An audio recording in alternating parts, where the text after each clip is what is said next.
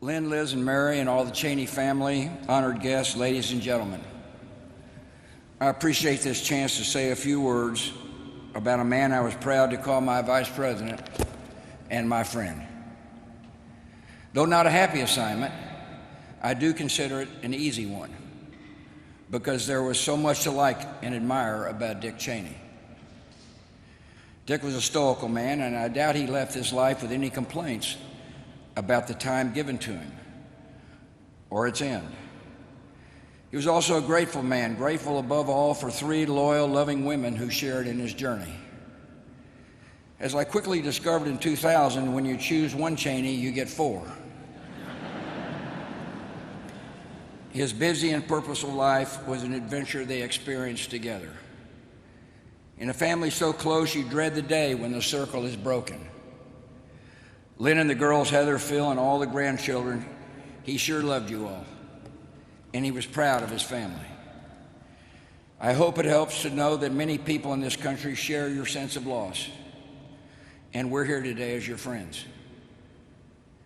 25 years ago, I had a big choice to make, a big job to fill.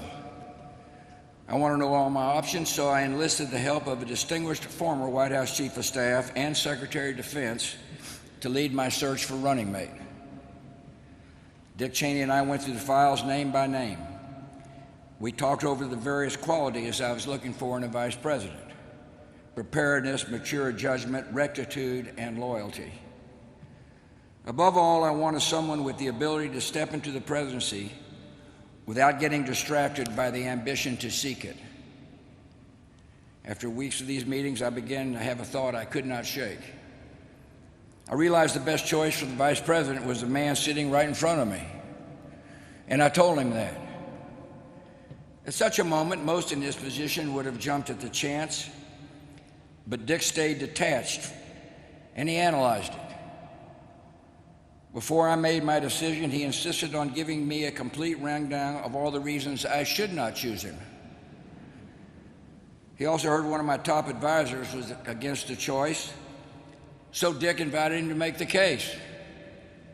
As he did so, he sat there unfazed and expressionless. In the end, I trusted my judgment. I remember my dad's words when I told him what I was planning. He said, "Son, you couldn't pick a better man." The way this all unfolded followed a pattern in Dick Cheney's life.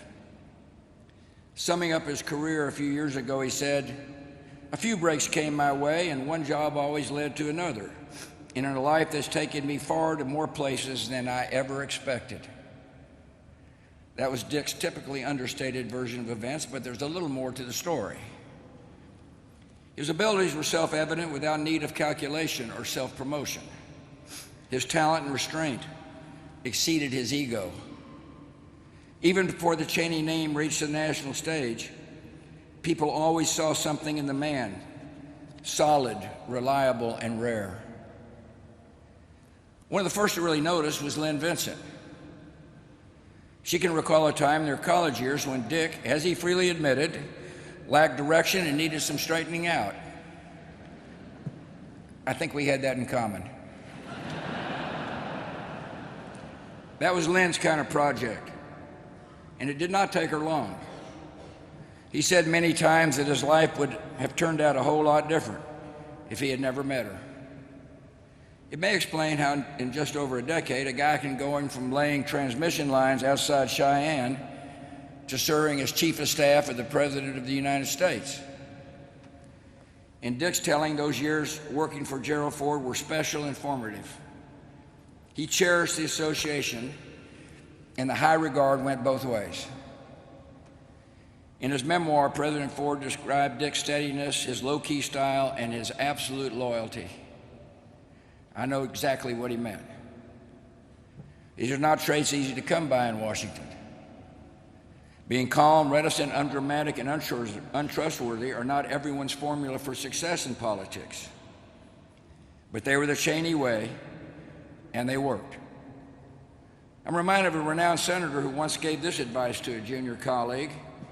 Perhaps, he said, you could occasionally allow yourself the luxury of an unexpressed thought.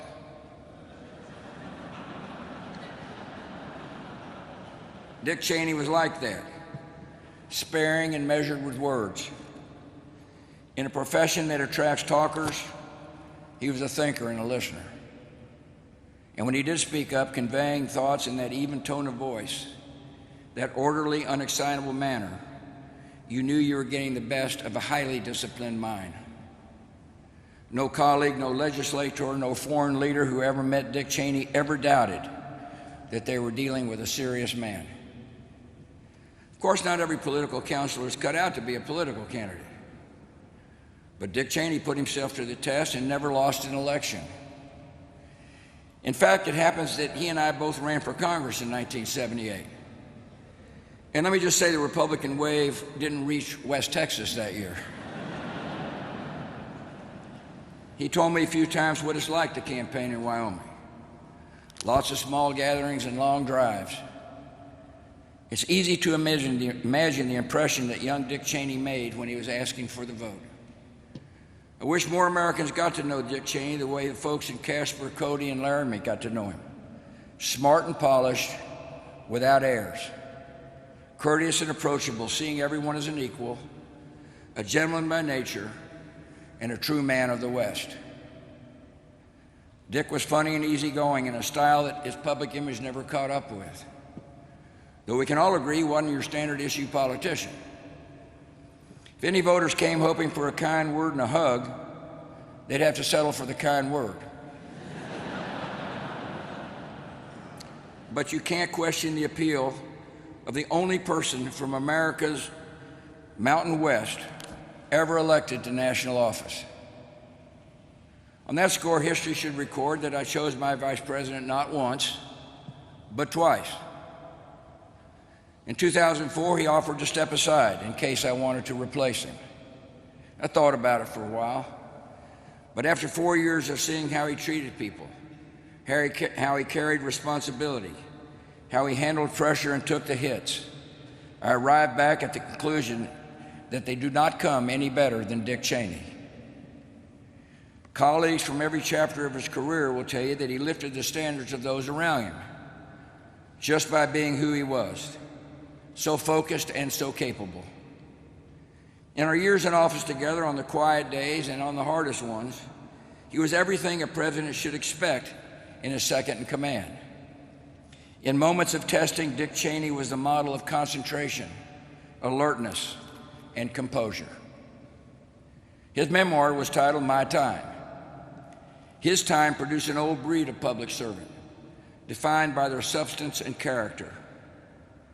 This was a vice president totally devoted to protecting the United States and its interests. There was never any agenda or angle beyond that. You did not know Dick Cheney unless you understood his greatest concerns and ambitions were for his country. Across 40 years, his service was consistent, faithful, and noble. All in all, not a bad showing for a career and a life, especially when you consider his sheer physical endurance. As Dr. Rayner pointed out, he became an authority on cardiovascular disease, and a marvel at what resourceful doctors and one very determined patient can accomplish. Dick had faced down fears and hardships, but he really didn't speak about them. The reward was more of a life than he ever expected, including 7 grandchildren to complete the picture. One of them, Richard, even asked his grandfather to attend kindergarten class for a show and tell. I wish I'd have been there. As a matter of fact, the teacher told Dick that was the most exciting show and tell since the morning a little girl brought her cow to class. That might have been amongst Dick's last moments in the spotlight. In his final years, he was content to go his way. At a rare public appearance in 2022, he offered a kind of parting reflection. He said, when you can look back on a lifetime in politics and government, and what you value most are the friendships, then I guess you've done all right. A lot of us know that feeling as we say an affectionate farewell to the 46th Vice President of the United States. It's something to be cherished when a man of his caliber has been your colleague and friend. The son of Wyoming, son of Marjorie and Richard Cheney of Casper, went far in this world, and in our own lives left a very fine mark. We are grateful for his good life, we honor his service, and we pray that somewhere up the trail we will meet him again.